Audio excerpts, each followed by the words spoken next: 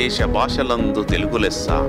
తెలుగు భాష ఆవిర్భావము నుండి ఇప్పటి వరకు ఎందరో మహానుభావులు తెలుగు భాషను, సంస్కృతిని ఎంతో సుసంపన్నం చేశారు. వీరందరినీ ఈ సందర్భంగా స్మరించుకోవడం మనందరి కర్తవ్యం. తెలుగు నేలకు సుదూరములో ఉన్న తెలుగు భాష సంస్కృతిని, దాని కీర్తి బావుటాలను దిగ్విజంతాలకు వ్యాపింపజేయాలన్న మీ అందరి కృషికి మా వందనాలు.